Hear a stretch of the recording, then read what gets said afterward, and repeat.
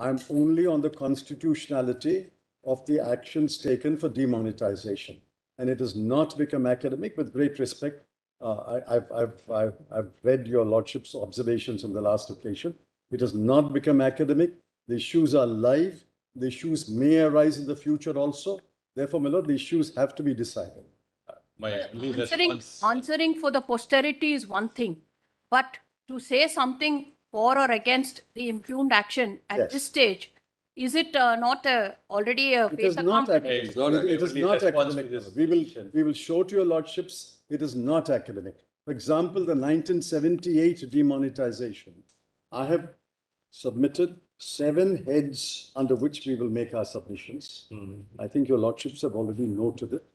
But just for my benefit, my lord, I'm just reading the 7 heads on which we will make our submissions, submit material and case law. You have prepared some brief note or something like that? I will give it in writing, my lord. Yes. I will give it in writing. Yes. I'll read it quickly, my lord. It will take 3-4 minutes. Yes. 1. Section 26(2) does not allow declaring as no longer legal tender all series of a particular denomination. It must be read down to mean a specific series of notes of a denomination. Any series means any particular series, not all series. That is ground 1. 2. If not read down, Section 26(2) confers an unguided, uncanalized power and is liable to be struck down under Article 14 and 19 of the Constitution. Lives of humans and livelihoods of millions were lost or affected. Therefore, if you don't read down 26(2), then we will say this is an uncanalized power. 3. The decision-making process in the present case was deeply flawed. The role of RBI and the government have been reversed. Whether your lordships have repeatedly held, decision cannot be challenged, the decision-making process can be challenged. 4. The recommendation of the RBI was for note exchange. Your lordship will see, effectively, it was a note-for-note exchange. Is deeply flawed because RBI did not consider relevant factors and eschew the irrelevant factors in making the recommendation. I've given a number of relevant factors. One immediate relevant factor is what is the capacity of your printing presses in terms of the number of notes that you will demonetize. So you should consider relevant factors and eschew irrelevant factors. If you don't do that, then your recommendation is flawed. 5. The objectives stated by the government in the notification dated 8/11 were false objectives and could not be achieved and were in fact not achieved by the impugned demonetization. 6. Applying the test please read this one. Just the objectives stated by the government in the notification. Yeah. Fake currency and black money. Those are the only 2 objectives. 8/11 were false objectives and could not be achieved and were in fact not achieved by the impugned demonetization. Because we found fake currency in 2,000 rupee notes springing up, and we also found a DRI and income tax recovering large quantities of unaccounted money in 2,000 rupee notes. So it was not achieved.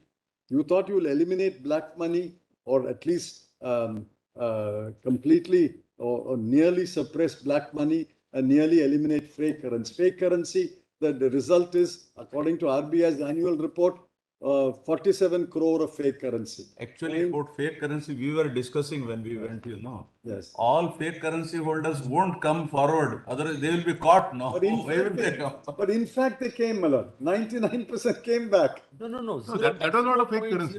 0.00227%. Yes. The fake currency exchanged with the banks was 0.0027%. Something. Yes. Yes, I gave that number. Yeah. So others who had fake currency were not dare enough to come to the bank to exchange it. No, if the others had not come, to that extent, the RBI will report, I issued 15,44,000 crore by value of notes I got back only so much, but they got back 99%. No. Fake currencies did not come back. That means they were eliminated from the system. They normally how fake currencies get circulated. Fake currencies are taken to some shops, malls, etc. Something is bought. So that's how it's put into circulation. But if that circulation, the curtain was drawn and they did not go to the bank to exchange it. To that extent, it went out of circulation, is it not? No, we have great respect. No, it doesn't work that way practically. Because currency in circulation is legal currency issued by the RBI. Fake currency is not in the count. Correct. 15,44,000 crore is what was legally issued by the RBI over a period of time, 500 and 1,000. Fake currency is not in that 15,44,000.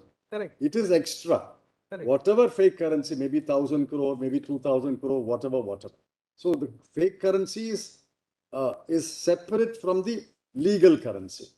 So nobody knows how much the fake currency is because the RBI printing presses don't print. People who had fake currency people in who the had denomination of 500 and 1,000. Yes, we are only talking about 500 and 1,000. They lost their ability to pass it off. Correct? They passed on 47 crore. It came back. 47 crore was detected by the RBI as fake currency, which I did not issue. I'm RBI. 47 crore was returned to me and exchanged by some bank branch, either by ignorance or by oversight. And I detected 47 crore of fake currency. So as far as the RBI is concerned, it has extinguished 47 crore of fake currency. No, it exchanged. What it exchanged was not what was presented to RBI, but what was exchanged was presented to RBI. Therefore, fake currency became a valid legal tender by exchange. The 0.0027% became legally valid tender, which otherwise it was not. No, with great respect. Your Lordship will pardon me for repeating it. As far as the RBI is concerned, this 47 crore was not, let's assume 47 crore. I give the exact number. 47 crore was not issued by the RBI under the signature of the governor, under the legitimate signature of the governor. It is a fake currency. It was printed in some spurious printing press. In my accounts, I'm showing liability, RBI. The RBI's accounts shows a liability of 15,44,000 crore. But some bank branch, some bank officer, out of ignorance, let's assume ignorance, exchanged 47 crore of fake currency for legal currency, new currency. So the guy benefited. The guy who exchanged fake currency profited 47 crore. But when the RBI gets the 47 crore, it will shred it because it's a fake currency. It will destroy it. So the 47 crore in the system, 47 crore of fake currency in the system has been seized and destroyed by the RBI or government. The remaining fake currency remains fake currency. So how did you achieve the objective of eliminating fake currency? It becomes unexchangeable if it was in denomination of 500 and 1,000. Yes. It is demonetization. There is no It way is I can take up. unexchangeable, not necessarily untradeable. Some shopkeeper, some flower seller, some vegetable vendor. They will not take that 500 and 1,000 after demonetization. That is so, my lord. That is so. They will not accept the 500 crore after the 30th of after the 30th.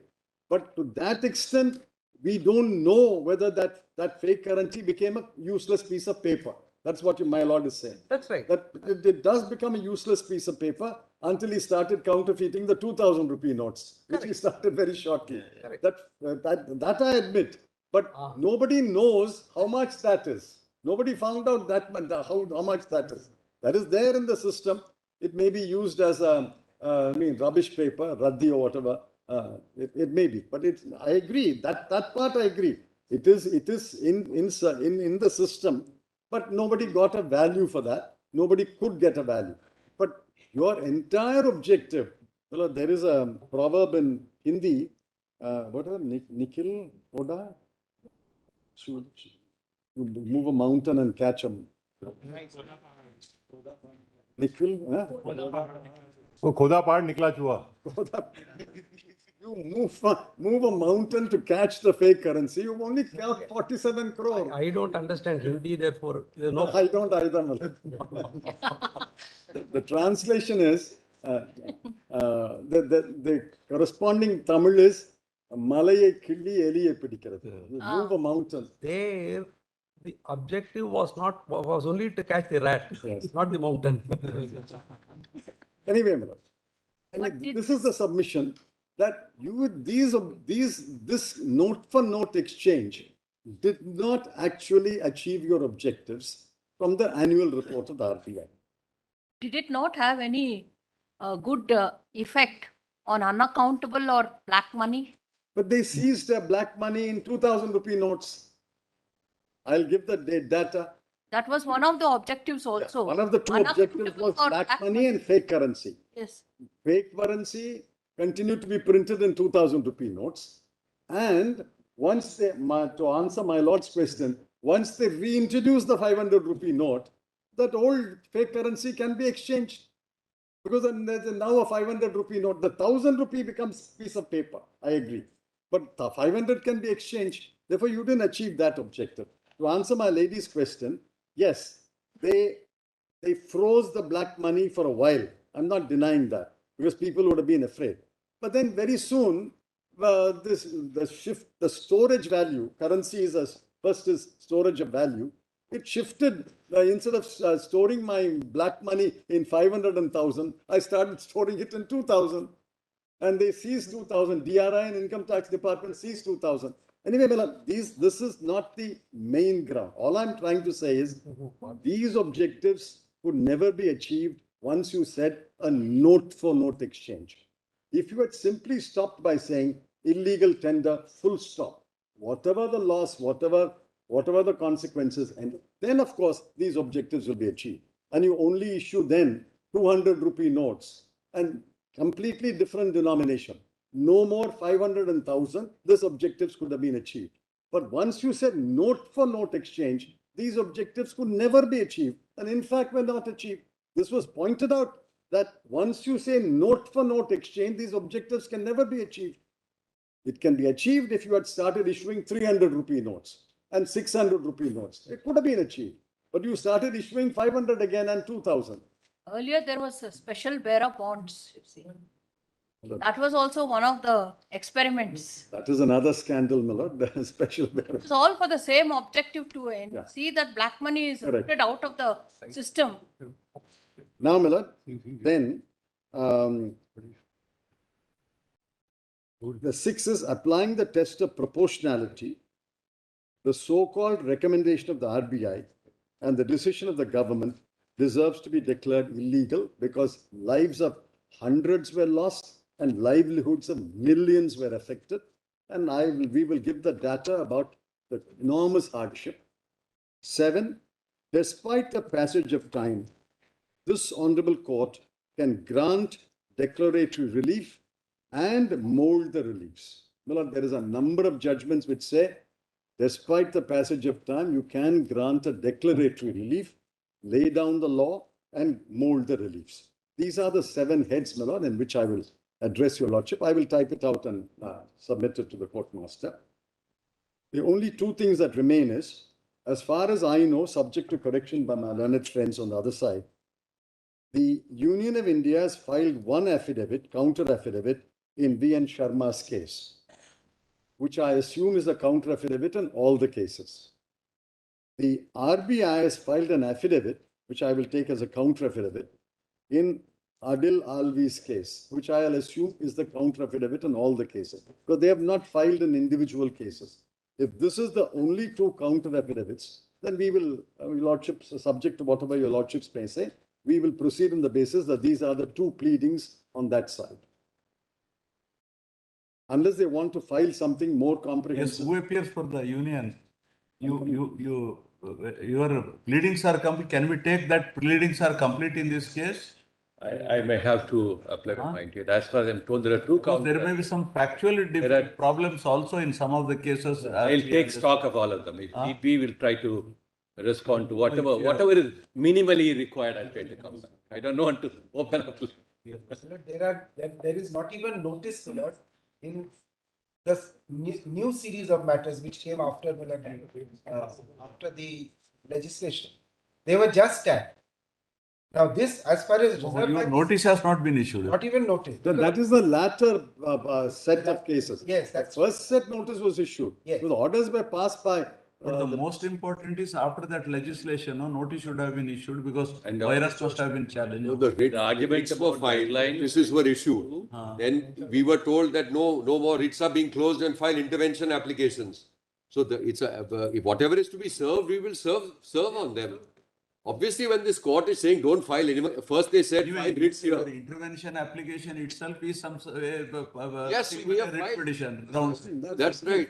Millard, if they wish to file a more comprehensive affidavit, I have no objection. But absent such an affidavit, I'm taking these two pleadings. Yes, you have to. I think somebody should take serious note of this from your side. We'll do that. I will, Huh? because there are whole range of implement applications. That's all right, because this court asked them not to file the writs, filed intervention application. That itself is a pleading in a way. But I don't find any pleadings which I think, except in one or two cases, the pleadings seem to be more or less the same. I need to look at those cases where the pleadings are distinct. We'll take stock of that. Somebody should sit and sort out all these things from your side. Let me try to get a feel on my feet in this matter. And If I may suggest, And- Millard, it's the fact, Just it's one the point. fact that, Millard, matters were tagged without notification. Millard, regardless of the For your matters lordship that were knows what happens tagged, then, Millard, on the nothing is matters on which notice was issued, let my learned friends reflect and tell your lordships, these are the two pleadings, or we are going to file one more affidavit. I have no objection. If they want to file an affidavit, some of the For arguments, all cases put to, we will direct notice right now, that's not a problem. At least in one case, both of you, RBI and government should file a comprehensive, we will which do will that. treat it We will as do a that. pleading in all cases. We Which will take it as a counter in I'll all. be obliged. We'll do that. It will be a consolidated response to the entire thing. And the last point, Some of the Millard, arguments now being advanced, I think they are not part of the pleadings in many cases. Therefore, no, it will be in one of the cases or other. Anyway, these are legal arguments. The last submission which we wish to make, reference to at 26 to, if necessary, we will file an application to summon these documents.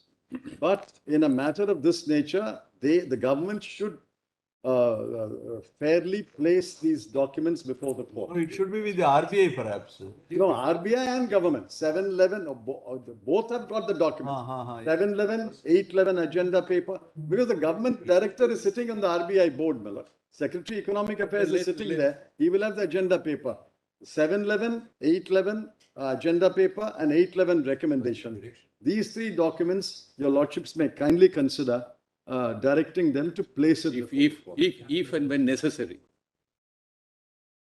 Mr. Attorney, we want to see. Your lordship will see that, but let me also look into that and find out whether they would advance the cost of all these arguments. You That can't keep it away from us. certainly not. Certainly not. Well, those are my submissions, Millard, and I will rest now. Whenever your lordship fixes it, we will argue, and I won't take too long, Millard. I'll just elaborate on this. Yes, all these 7 points, no? 7 points. I'll give a note on the 7 points. But you also know where exactly you stand now. You can concentrate on these 7 Sure, Lord. points, and also you can file a comprehensive, We will do that. We'll sit together and put our heads together and file it. even Gupta can, Yes. and keep those files. Perhaps you have to keep those files with you. We may have some arguments to be advanced in respect of those issues also. They can argue at any length, but eventually they'll See, show the files to your ultimately lordship. the sheet anchor is 26-2, right? There are certain arguments which are purely legal, constitutional. There are other arguments which are political. On the recommendation of the central government. So where is the recommendation of the central government? We'll come back. Thereafter, where is the consideration by the RBI? Right, And what was your reply? One- These are the three Correct, things. correct. One of my arguments. This is on facts. Correct. Secondly, any series of banknotes of any denomination, how to interpret this? Yes. So Chidambaram says, read it down, or in the alternative, quash it. These are the, Yes. this is the sum and substance. I have my thought process developed during listening to the argument. Something will definitely be of assistance to the court, but on a matter like this, You're not looking at 26 as any other statutory provision. It's in the context of a whole economic banking system. It occupies a very important place. That you Why must file your counter, sir. You must do that. state 1, 2, 3, 4, 5. We will do that. We will do This is how we should dream, is it? Your stand. We will do that because in the arguments are raised now, I am trying to respond. They must have raised it in their pleadings, sir. Not all of them. Not all of them. One of One the, writ one is of sufficient the for other us. writ petition, these grounds are. Not even one comprehensive, not one. While They're Anipur all has on collected facts. Everything is on grounds, facts. So you put all together and make it. Now we know, Milord, now we know how to put it. That is why, my lord, I welcome a comprehensive affidavit from either of them. That's fine. I think you should, Raj, you should. No, we welcome that. That's not the problem. To make the notification, which was eventually made on 8th of November. 8th of November. In my submission, the government does not have the power. This was realized way back in Mr. 19... Chidambaram, before that, Yes. if you can give some sequence of events to understand All better. right, I'll tell you. Just the sequence, I'll tell what you. happened on what day, I'll tell just a few, you know. Well, there are only 3 events to our knowledge, and none of the documents pertaining to those 3 events have been produced, which is one of my complaints, which I will address. According to the record, according to the counter affidavit, and according to what is available in the public domain, Yes. on the 7th of November 2016, government wrote a letter to the Reserve Bank of India asking for its recommendation whether 500 rupee note and 1000 rupee notes may be demonetized. The starting point, according to the record, is the letter from the government to the RBI. The RBI board, my lord, your lordship knows, consists of... What exactly is the query to the RBI? What exactly? is Please the query? make a recommendation whether 500 rupee note and 1000 rupee notes may be declared as no longer legal tender. That was There is a query. letter from the government to the RBI. Much turns on that. On the 8th of November, the next day, the RBI did not take even 24 hours to consider the letter. The very next day, the RBI board meets in Delhi, not in Bombay. It meets in Delhi. The RBI board... What is the significance? No, Bombay or Delhi, what is its Mr. significance? Sharma, please maintain the decorum. Please maintain the decorum.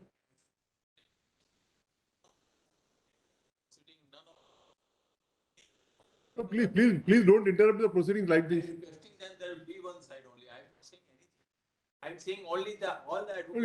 You are interfering in the administration of justice. They are extending church for nothing. And all the advocates, there are not only one advocate, they are all advocates are sitting and trying to see the court proceedings. They are helpless. Somebody should request them be one side, that I am requesting them to be one side. Nothing more than that. Oh, please, just simply I will- disturbing. Then I should take the assistance of Mr. Sharma. See, for your information, we can't see the attorney from here, for your information.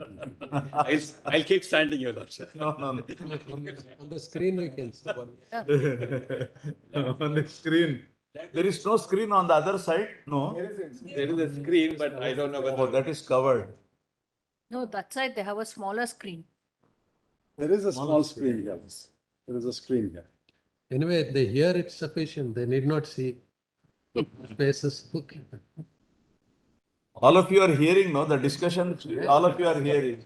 What will you do, old people, by seeing us? All 60 plus men. No, I don't know. Sorry, it was wrong. Let the document.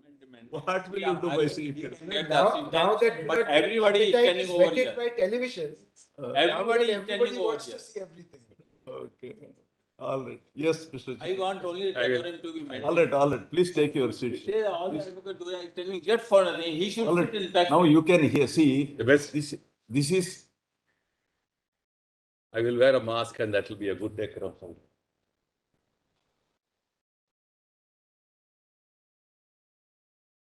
oh, all of your VC links also. Yes. Of course, televised also. Yes. So that's That explains why. When there is no. I didn't want to say anything. Can't be helped. Yes, no, Mr. Attorney, it means. And this is not the first time a constitutional bench is heard. This is always like this, in the court, No, Mr. Attorney, according to you, even if Sharma goes out, he can see the proceedings. Yes. Yes, He can see the proceedings wherever he is. on the phone. Otherwise, if he is interested in seeing. Wanted to get the BC reading, Your Lordship, I declined, and court martial they mentioned before the court. I'm not well. I'm not well. All I'm right, not well. what you want, VC link, is it? You want, right now we will provide. Please give. Yeah. If BC link is there, I have no objection. I will sit in my. He is not well. Please. He tested. Court master declined. I give you my. I can- Their reply to. I show my reply, Your Lordship, her reply. Please give him the link, give him the link. Right now you give him the link. All right, it will be done right now. All right, now you take your seat. Right. Yes, Mr. Chair.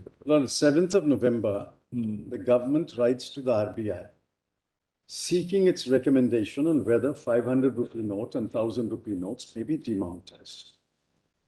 On the 8th of November, less than 24 hours after the letter came, the RBI, which has its headquarters in Mumbai, its entire research staff, research department staff in Mumbai, does not meet in Mumbai, it meets in Delhi on the evening of 8th of November, according to information in the public domain. The RBI board, my lord, ought to consist of 10 independent directors under section 8(1)(c), but 7 slots were vacant on that day. Please repeat, out of 10 independent directors under 8(1)(c) of the RBI Act, Yes. only 3 were in place, 7 were vacant. They had not filled it.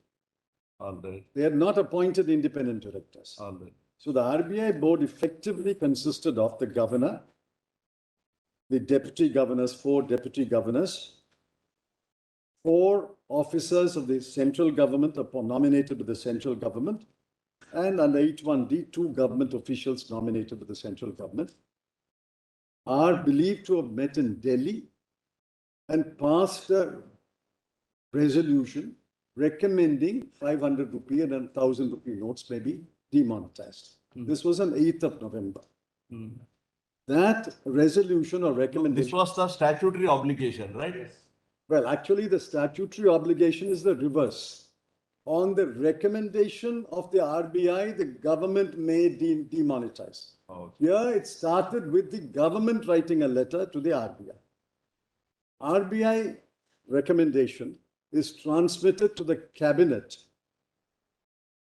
According to the information in the public domain, the cabinet is already meeting and it's waiting in the cabinet room. This recommendation comes to the government and this recommendation is accepted, and within minutes of the recommendation being received by the government makes the notification of 8th of November. And the Prime Minister, Honorable Prime Minister, goes on television at about 8 p.m. to announce demonetization while his cabinet colleagues are waiting in the cabinet room. They were requested to wait in the cabinet room. Question is, my lord, my lady asked me a question. Is this the procedure contemplated in section 26? Assuming you're exercising your power bona fide under section 26, a matter so serious and so important as demonetization, which will effectively take away 86.4% of the currency, can it be decided in a matter of 24 hours? Between 7th November, when the letter is received by the RBI, the board meets in Delhi, it is transmitted to the cabinet, and cabinet instantaneously accepts it. What is the application of mine? Is this the procedure followed under 26? The first submission I'm making is this is a perverse reversal of the procedure. The suggestion should have emanated from the RBI with research, with facts, with figures, and the entire matter should have been placed before the RBI, and RBI board should have deliberated it and sent a detailed recommendation. Government should reflect on it, maybe a day, maybe 2. Government should reflect on it and pass such an order. All this was done in 24 hours. Now, my lord, our allegation is Mr. Chidambaram, Yes. I don't know. But all these things have to be done in a super secretive manner because it should not leak all these. Of course you can do it. Of course you No, can no, do what it. you said, it should be deliberated for long and all. Board has to deliberate. Huh? Where did the board? Therefore, what we are asking is, the letter of 7th November is not placed on record. The agenda note for the board meeting is not placed on record. The actual resolution of the RBI recommending on 8th of November is not placed on record. We are now witnessing the Hamlet without the Prince of Denmark. Where is the 7th November letter of the government? Where is the agenda note for the board? Let us see what was disclosed in the agenda note. Did they disclose to the board that by demonetizing 500 rupee note and 1000 rupee note, 15,44,000 crore worth of currency will be withdrawn, which represents 86.4% of the total currency in circulation. There was this incorporated in the government, in the RBI recommendation. Did the cabinet know that 86.4% of the currency will be withdrawn? Well, I can't imagine responsible cabinet ministers approving something which withdraws 86.4% of the currency overnight. Therefore, let us have those. We don't have those documents. The counter does not disclose those documents. It's not attached. Therefore, my lord, the first question is this Out of that currency, 98 point, I think. only, my lord, 15,44,000 crore worth of currency was demonetized. 15 lakh, I'll tell you, give the exact number. So what is not demonetized is, I think, between 15 lakh. 1 and 2%. Yeah, about little fraction more than one. Just a moment, please. Please, you want to answer one? Fraction more than 1% did not return. And in court number 1, the then Attorney General told Chief Justice Thakur's bench, we expect that 3 lakh crore will not be returned, and that will be extinguished from the liability side of the RBI's balance sheet. It will be taken as RBI's profit, and government will get a dividend on the profit. In fact, the entire profit will be transferred to the government. 3 lakh crore. Later, in later hearing, the number was increased to 4 lakh crore. Government will get a bonanza 4 lakh crore. As my friend Sham said, eventually only about 16,000 crore out of 15 lakh 44,000 crore was not returned. And that not returned could be the currency note has been destroyed, lost, washed away in flood, spoiled, or like him, he was abroad, he couldn't exchange it. 16,000 crore out of 15 lakh 44,000 crore. Effectively, my lord, every note was exchanged. And of the notes exchanged with the RBI's annual report says that only 0.0027% of individual currency notes were found to be fake notes.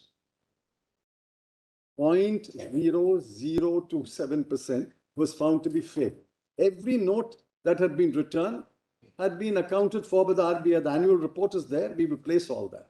Therefore, Mullah, the first question is this the way a decision can be taken? Is this a reasonable, prudent decision-making process that you withdraw 86.4% of the currency in 24 hours and don't place those documents in the public domain?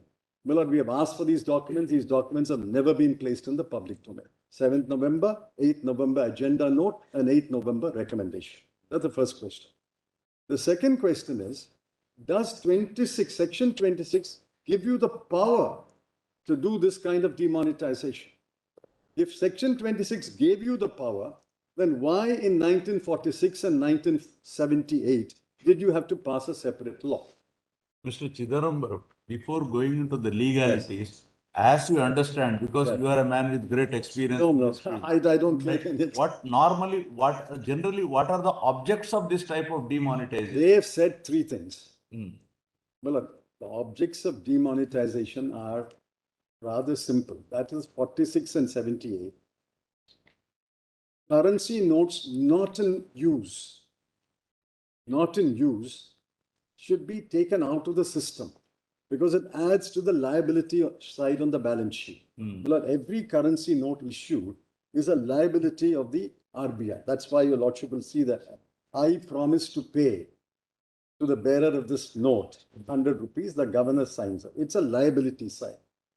If the liabilities keep mounting by unused or unusable or disused currency, the liability side keeps on increasing. So the liability is extinguished by demonetization. That is one object, which is a well-recognized object. The other situation in which demonetization resorted to is when there is hyperinflation and your currency becomes worthless. For example, Millard, in some Latin American countries, they are issuing the currency Argentina, earlier in Zimbabwe, the currency became worthless. Even a 100,000 rupee currency note could not buy you even a cup of coffee. It's completely worthless currency. You demonetize it. You demonetize it and replace it by new currency. That for every 100 rupee now we will give you a 100 rupee note. That is a legitimate objective because of external factors, domestic factors. Your currency has become practically worthless. You will now completely replenish the currency. That is a second objective. Well, these are the two objectives, as far as I know. Disused, unused, unusable currency to be taken out of the system and the balance sheet to be extinguished of the RBI. Second is worthless currency to be replaced by currency with worth. Well, the lordship What knows. about black money and terror funding? That is what they've now we come to that. They are saying fake currency, one, black money, and fake currency used for terror funding. These are the three objectives mentioned in the notification. We'll take your lordship through that. But the fake currency eventually turned out to be 0.0027. Negligible. I mean, infinitesimal, absolutely negligible. The second then one they said is, they added corruption later, but the notification only mentioned black money. Let's assume black money is the... Now, black money, we've got data, we trace that. Within weeks, days and weeks of this demonetization, Income Tax Department, TRI, seized unaccounted money in 2,000 rupee notes, the new 2,000 rupee notes. If I want to hold black money, nothing prevents me from storing it in 2,000 rupee note rather than 500 rupee note. Well, the three purposes of currency are well known, Millard. Many of your lordships may have been economics graduates. Three purposes of currency is, one is store of value. The RBI says this paper has a value of 100 rupees, the store of value. Other is unit of account, because I have to maintain accounts. I need to know what is my income, what's my expenditure. I have to maintain accounts in some way. So I maintain account in currency by saying I have 1,000 rupees in cash. I have 10,000 rupees in a bank. And the third is medium of exchange. Before currency came, it was barter.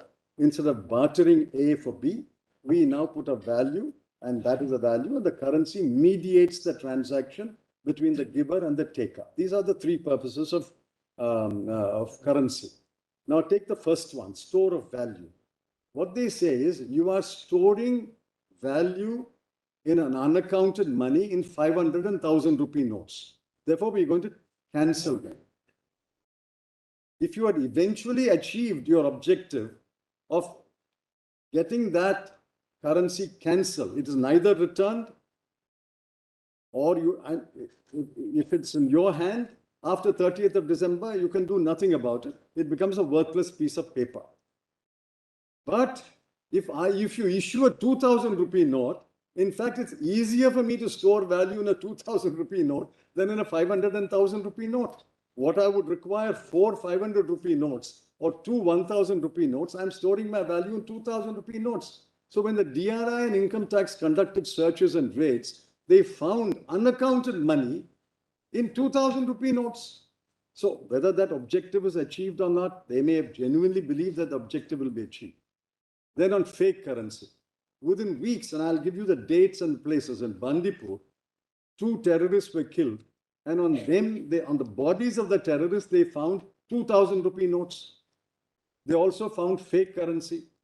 So fake currency, fake 2,000 rupee notes. And the third one, my lord, the fake 2,000 rupee notes started surfacing within months, because technology is neutral, my lord. If the government can get the technology, the counterfeiter can also get the technology. So it is a different matter that according to us, none of the objectives were achieved, but that may be outside the purview of judicial review, whether the objective was achieved. The point I'm making is, in order to achieve these objectives, was this the method? Did you examine alternative methods? And I will cite the judgments of Justice Chandrachud and Justice Ramasubramanian for the benches, that you are obliged to examine alternative methods of dealing with it. And after examining the alternative methods, you can arrive at a method. Here, did the board examine it? Did the government examine it? Did the government spell out the various methods of dealing with this menace? Did the RBI board address it itself? According to us, nothing was. There was no agenda note. We want to see the agenda note before the board. What was disclosed to the board? Well, according to my information, it was not disclosed to the board that by demonetizing 500 and 1,000 rupee notes, 86.4% of the currency will be withdrawn. Well, no prudent cabinet minister, no prudent board member will ever agree to 86.4% of the currency being withdrawn from circulation. Anyway, so the second question is, first was the procedure. Second is, does the Act give you the power? If this power was there, why do the 1946 Act and the 1978 Act, the second question, start with the word, notwithstanding anything contained in section 26, we are passing this law. Because in 46 and 78 at least, Parliament felt this power was not there in 26. This kind of demonetization, the power was not there in 26. And therefore,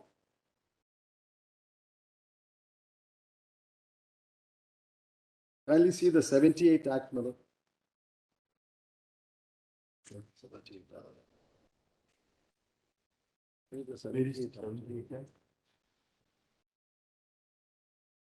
Now kindly see the 1978 Act. Kindly see section 3. On the expiry of the 16th day of January, all high denomination banknotes shall, notwithstanding anything contained in section 26, cease to be legal tender. Why did they put the words notwithstanding anything contained in section 26? Similarly, my lord, the 1946 Act, section 3, on the expiry of 12th day of January, notwithstanding anything contained in section 26. Therefore, my lord, these are indications how Parliament viewed its power. Now you exercise the power under 26 without a parliamentary law, without a debate in Parliament. If it's earlier, you had to find another legal peg on which to do demonetization, notwithstanding anything in 26. Can you access this? Does this power flow under 26? Our submission will be that this power is not available in 26. This power is not available. That is the second submission. The third main submission, the Lord, will be that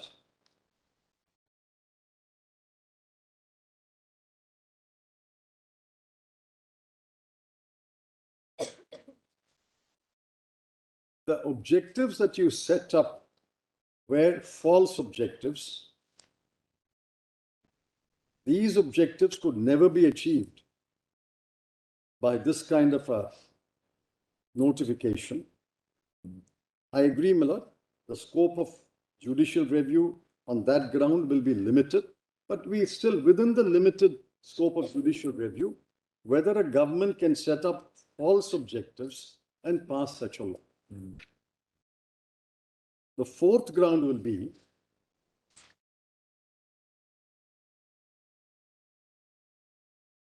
proportionality.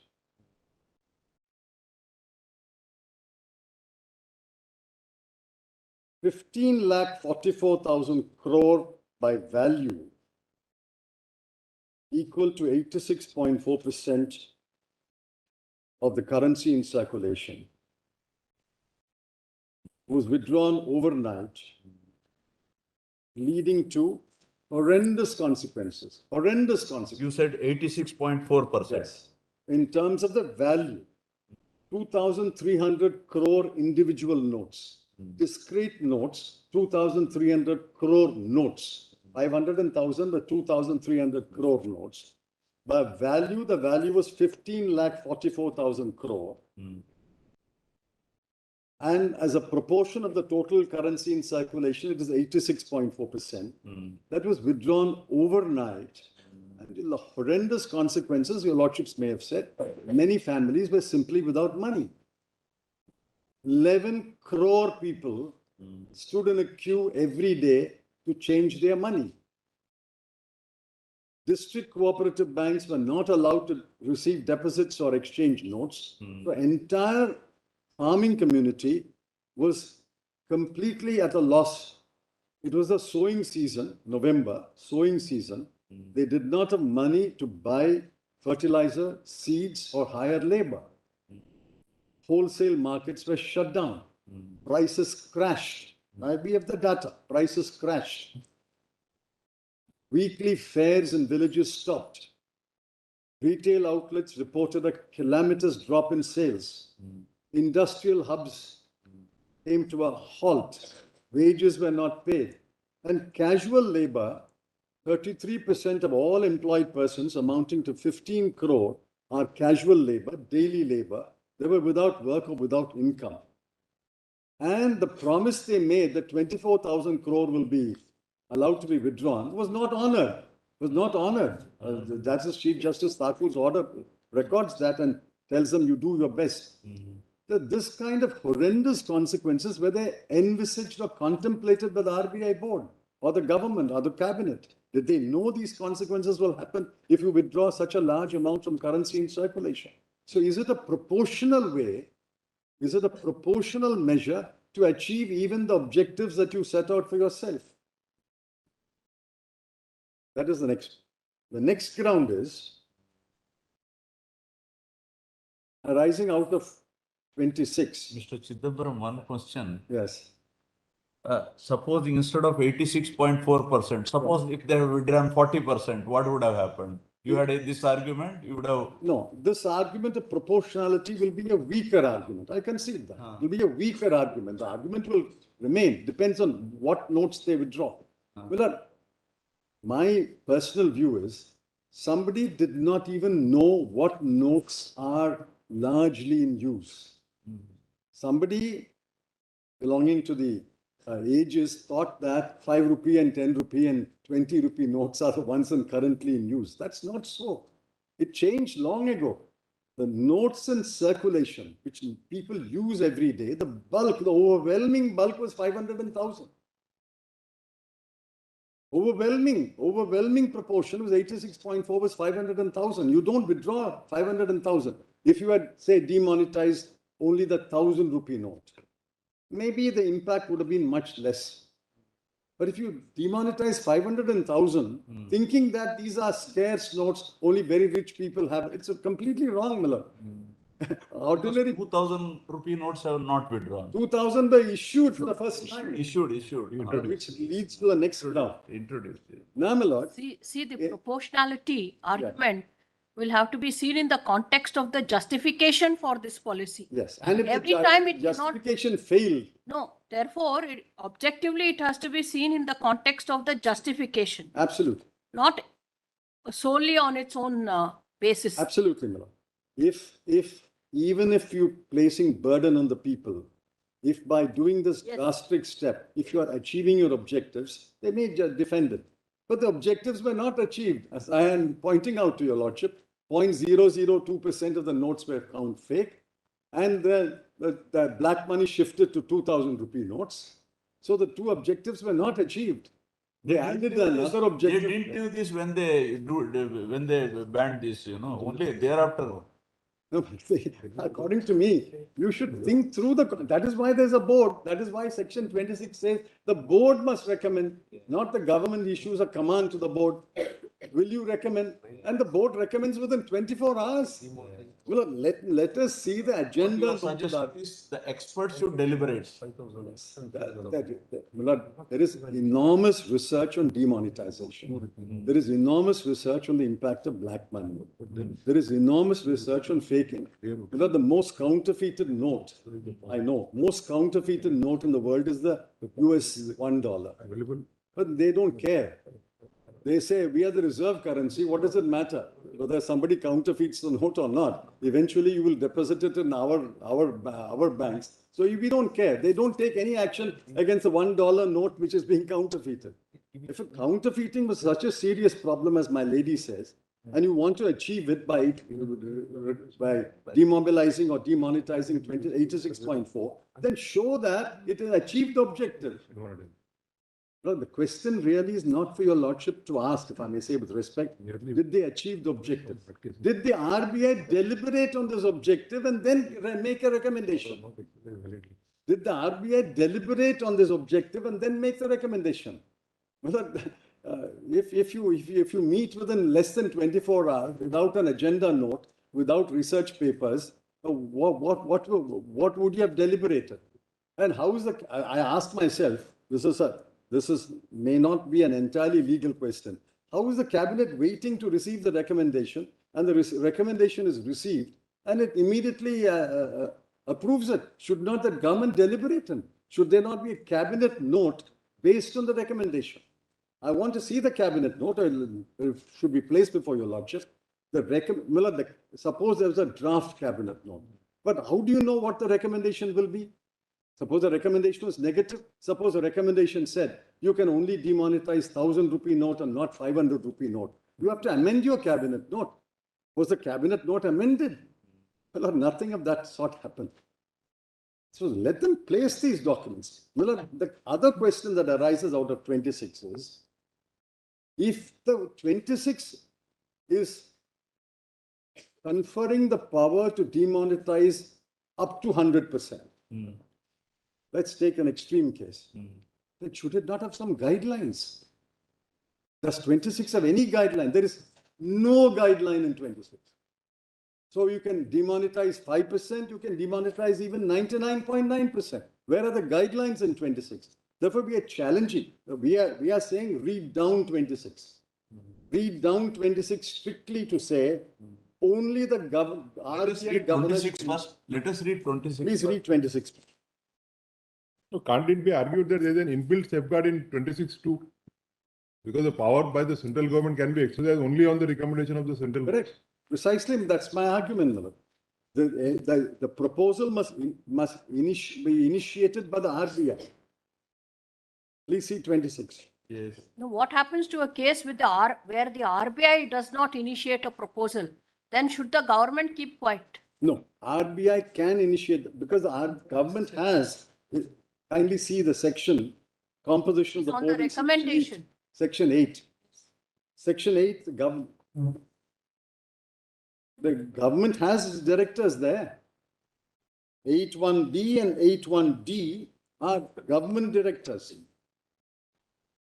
8.1b, 4 directors to be nominated by the central government. And then 8.1d, 2 government officials to be nominated by the central government. The Secretary Economic Affairs is nominated under 8.1d on the board.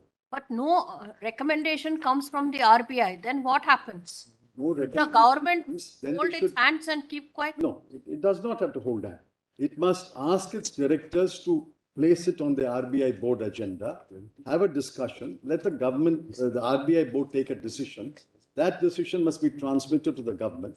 Then the government at the highest level will call the governor and discuss, listen, this is what we want to do, and this is what your decision of the board is. Please reconsider your decision.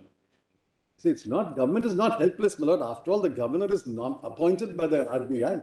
The deputy governors are appointed by the RBI. They are not, my lord, completely alien to the thinking of the government or the needs of the government. But it must be discussed first in the RBI board before a proposal is initiated. Here a command, virtual command comes and you pass a resolution in 24 hours. You know, at some time, some stage, your lordship has to look into these documents. Now look at 26. My lord, Justice Nazir asked, please look at 26.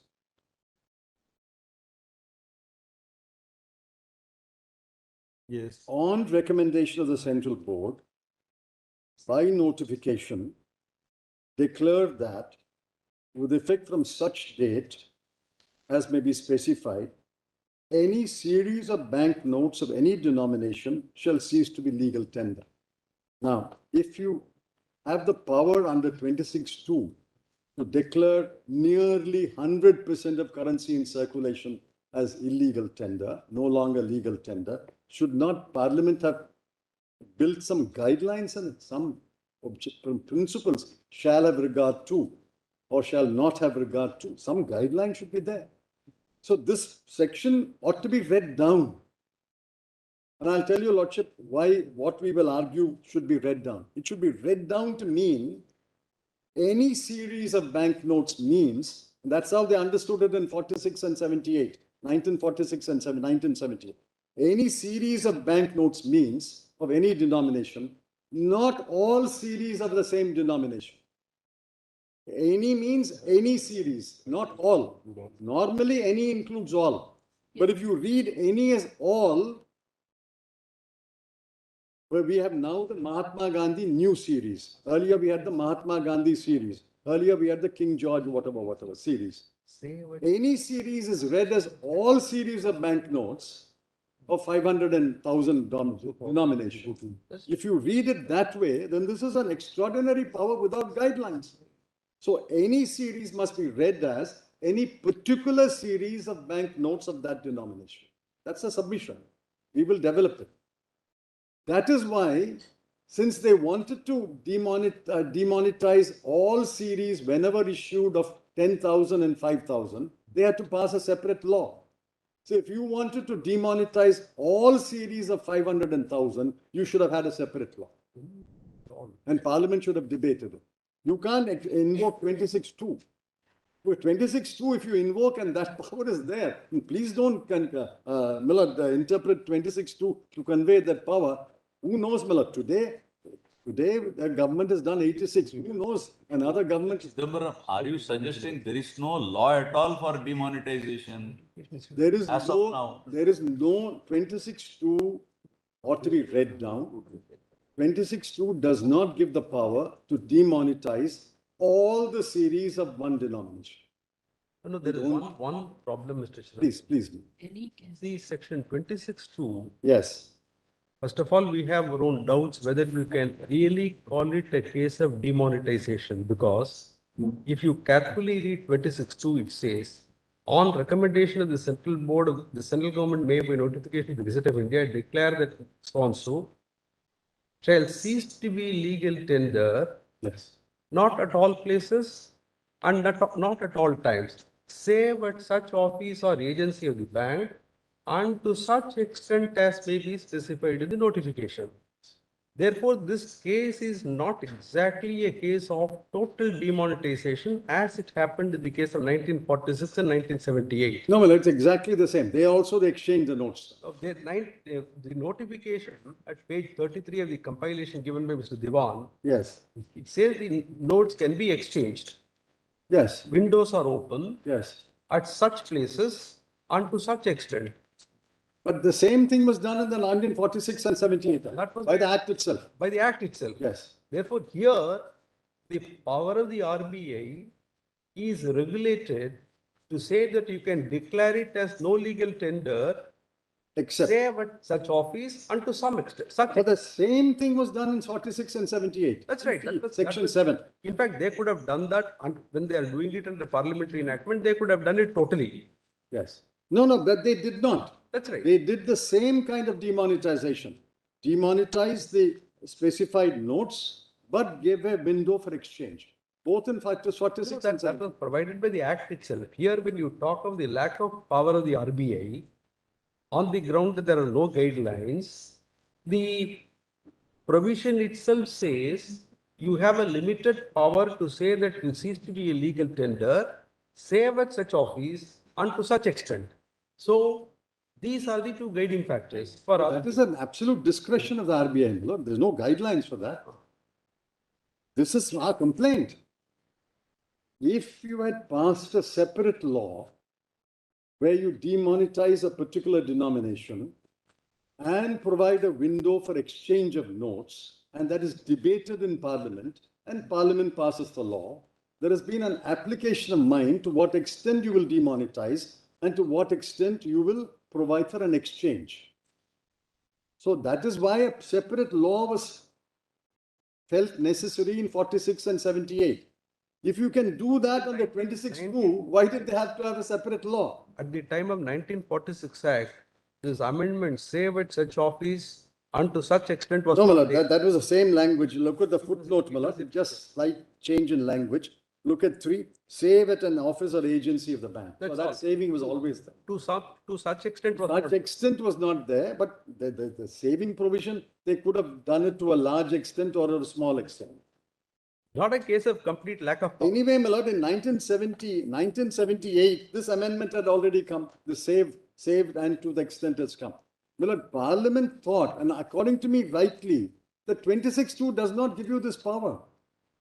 This power in 26(2) is to only demonetize a particular series of notes of a denomination, not all series of a denomination. But it is by a notification in the Gazette of India. That is the saving part. Notification of the Gazette of India. By notification, you will specify the note Yes. on the recommendation of the RBI. But the power is the power to notify all series of a denomination or any particular series of a denomination. Our submission will be, for your lordship's consideration, it is only a particular series of a denomination, not all series of a denomination. But it is not necessary that there should be a legislation for it. Millard, Because here it says by notification in the if Gazette. you want to demonetize all series of a denomination, and if 26(2) does not give you the power, in my way of looking at it, As may be specified in the notification, any series of banknotes of any denomination. What do you mean by that? that means, according to me, must read it to me, any particular series of banknotes of any denomination, not all series of notes of 500 denominations. No, that, Any particular series, suppose a series was issued in 1950 and you want to demonetize it, you can demonetize. But you can't demonetize notes were issued day before yesterday. Mr. They Chidambaram, demonetized notes issued even the previous week. You know, the printing presses print 300 crore notes a month, which is roughly about 10 crore notes a day. It works round the clock. So even yesterday notes were issued, that is demonetized in 500 and 1000. Does that power there, your lordship will have interpreted, if 26(2) gives you that power, according to me, it does not give you the power. If your lordship interprets it to mean any means all series, then I would argue then there are no guidelines when you can demonetize all series of a denomination. You must have some guidelines for that. that depends on the economic wisdom, the wisdom of the powers that be, Oh, my lord. and the situation as it develops. Precisely. There may be a financial emergency. There may be cases Precisely. where the government Precisely. have to Guidelines, act. Parliament then should say, shall have regard to 1, 2, 3, 4. The economic situation of the country, financial emergency declared, the proportion of currency that will be withdrawn. Look, that is the most important part of demonetization. What is the proportion? Suppose the guideline said, however, shall not withdraw more than 50% of the currency in circulation at any given time. That's a guideline.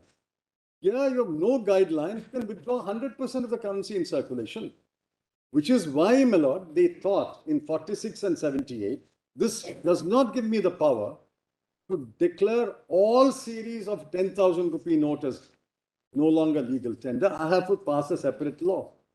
Now, please see the denominations that were demonetized in 46 and 78. Just 1 second. They were withdrawn through under section 26. Yes. and you had the liberty to exchange. Maybe there were some hardships, we understand, but you had the liberty to immediately exchange. Maybe there are some Hard cases. hardship. Of course, you have to stand in queue and all. We understand that is in practice, but on testing your argument, Millard, testing your argument. That's all. Millard, no demonetization is not followed by remonetization. Otherwise, the country will come to a grinding halt. So demonetization has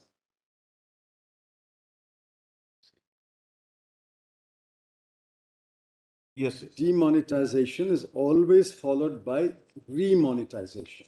Remonetization. That remonetization. Because otherwise the country will come to a halt, Millard. If that is so, there were some hardships. We know all of I'm answering that. Uh-huh.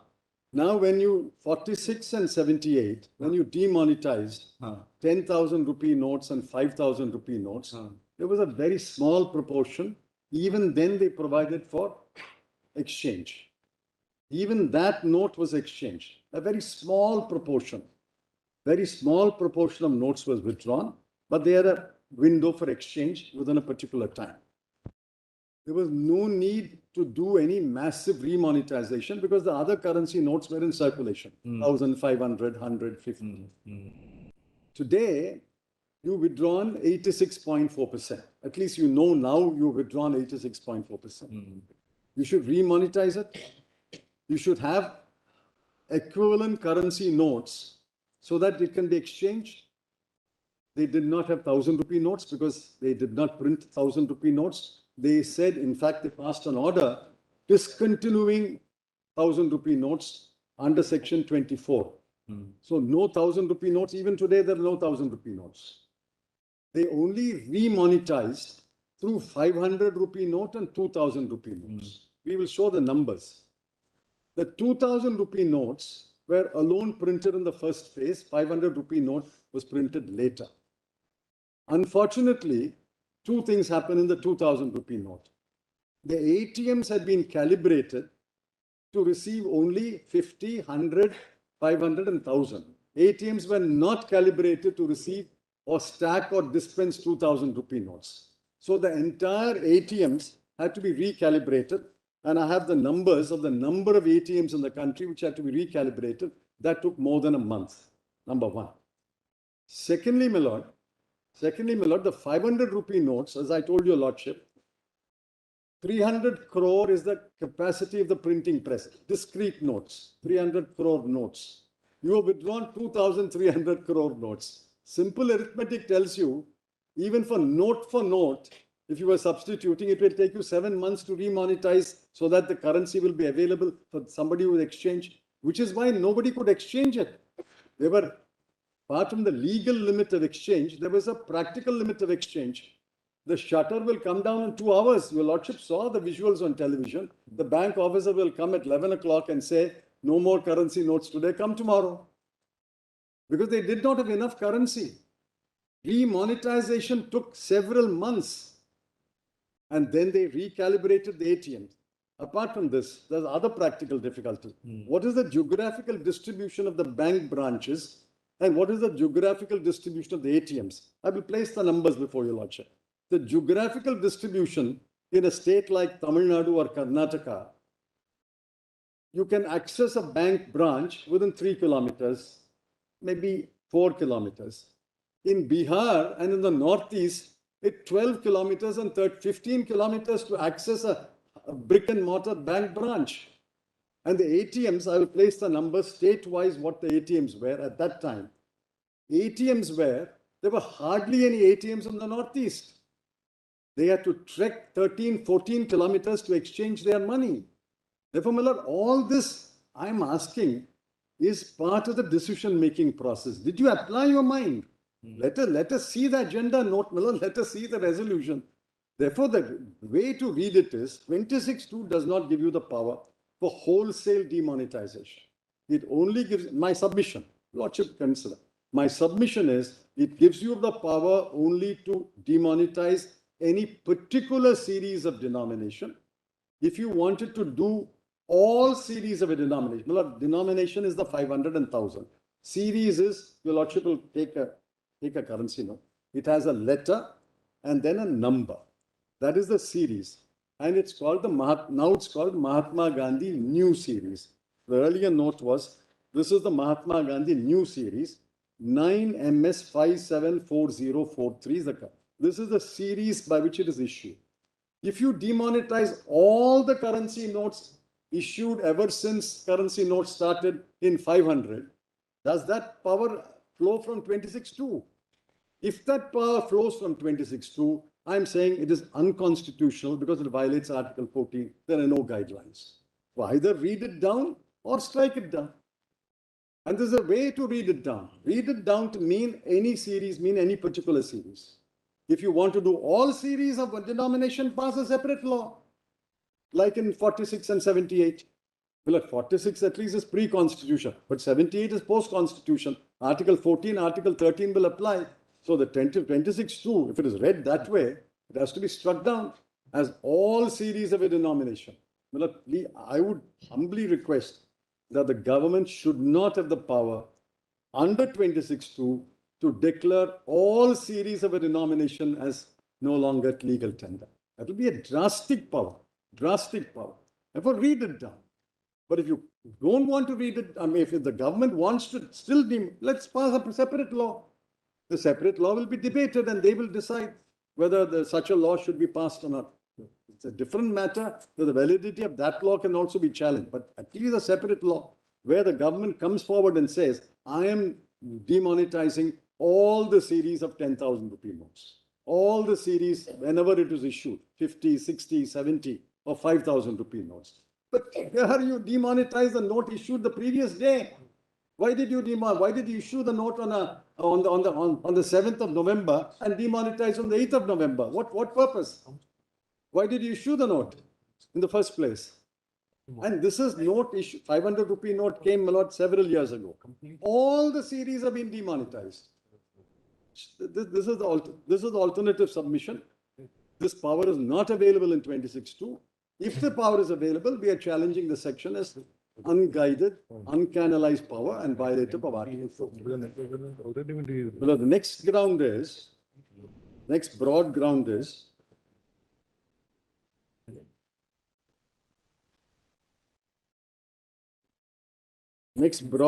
is that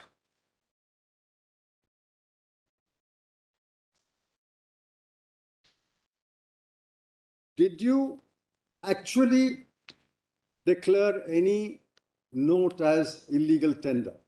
Proof of the pudding is the eating. Governor says, and I quote, the withdrawal of legal tender status did not extinguish any of RBI's balance sheet liabilities. So, which means all the notes came back. So the liability still. Before you go into that question, before that legal, one query, Mr. Please, Member. Now, all right, they have demonetized 86% so and so. Now, under which law this exchange is permitted? They have not, it is not a loss to you as such.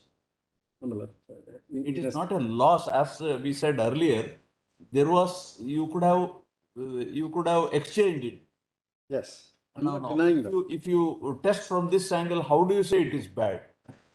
Miller. Please tell us. I say it is bad. Some individuals suffered monetary loss. Kamdevan's client. Because if you don't exchange that 1,62,000, that we can always set right. That's all right. On a legal. No. Therefore, there could be cases where persons actually suffered a monetary loss. But the vast majority of the people, if they were able to exchange the note within the window provided, there was no monetary loss. I concede that. Yes. There was no monetary loss. There is no monetary loss. Then what? There was no monetary loss. Follows. But what about the non-monetary hardships? People lost their wages. People lost their income. Families went without meals. They could not buy medicines. 100 people died in the queues over the period of time by people standing in queues. 100 people died in queues.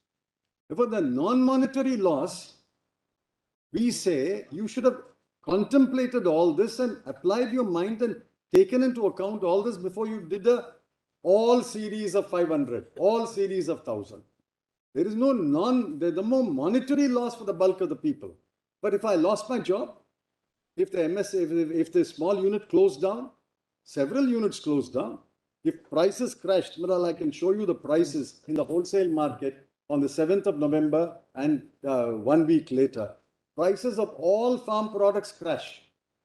And therefore, if I bring it to the market on that day and I sell it at a lower price, I suffer a monetary loss. What about the fruit vendor, flower seller who doesn't sell for several days? There is a monetary loss. There is no monetary loss in the sense that note for note, there is no loss. But there is a monetary loss in the sense that I've lost my job, I've lost my income, I've lost my wages. I can't buy fertilizer in time, I can't buy seeds in time, I can't hire. So according to you, what should they have done? What they should have done is they should have only demonetized specific series of 500 rupee notes and 1,000 rupee notes, not the note issued the previous day. If they wanted to demonetize the entire one, they should have kept exchange notes ready, enough notes ready, so that remonetization will take place in 1 week. In fact, the then finance minister, made a public statement. All your worries will be over by 15th of November. It's there on the record, 15th of November. He gave himself 1 week. But You should have had cash ready so that the moment a person's note is demonetized, he can go and exchange it. So your ATM was not in a position to dispense the notes, fella. no, we understand this hardship faced by the common man. But when we are testing the hardship, can it have a bearing on the constitutional validity of the action? On proportional. Hardship is for the purpose of proportionality to decide. consequence of a legislation would cause hardship to a section of the people, and no doubt here almost the entire populace was affected. But can that have a bearing on the constitutional validity of the Not action? directly. Hardship will be taken into account to decide proportionality of this measure. Your Lordship, I'll read the judgments on proportionality.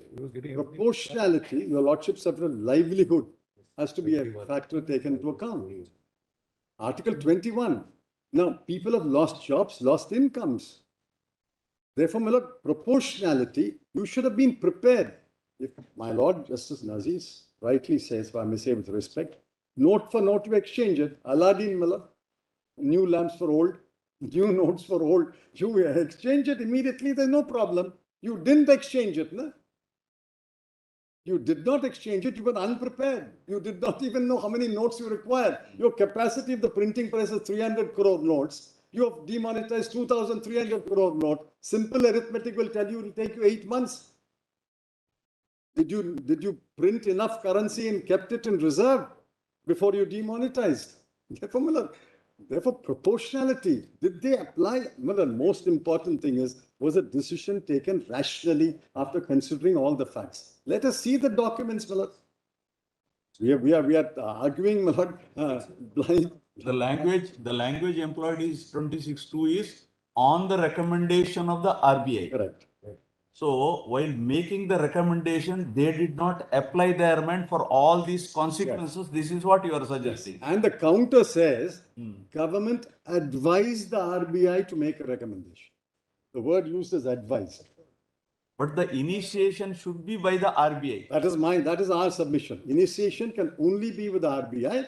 If the government wants to put its point of view to the RBI, it can do so in the board. It has 6 people on the board. You start it in the RBI. You ask your nominee, to the Secretary Economic Affairs, to go and tell the RBI board, listen, we have to consider demonetization for the following reasons. Let there be a research paper. Let there be a agenda paper. Let the board decide. And then you make a recommendation. You advise on the 7th of November evening and the 8th of November. The word used in paragraph 32.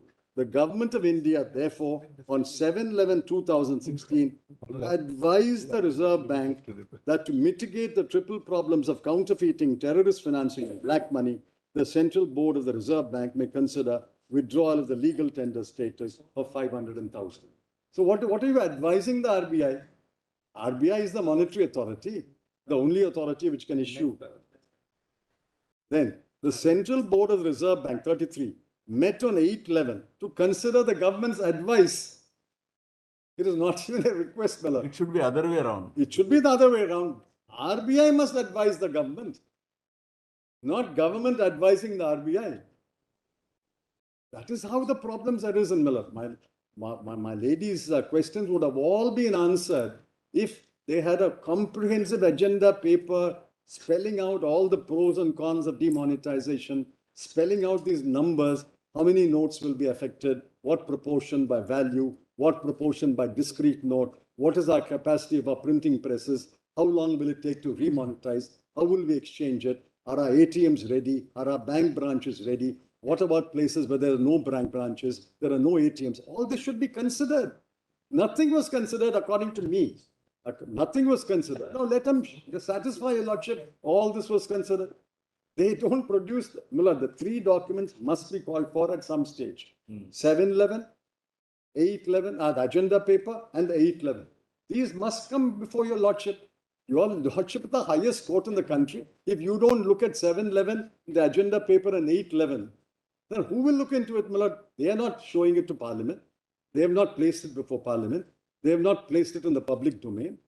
At least to the Supreme Court, they should show these papers and documents.